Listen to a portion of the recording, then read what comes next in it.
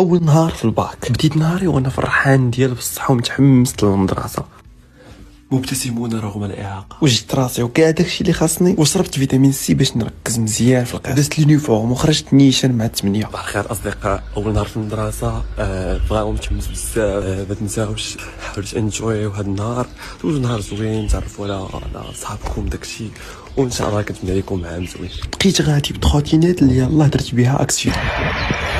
لا ريس نضحتي عرفتي المود ديال البرد، واه البرد.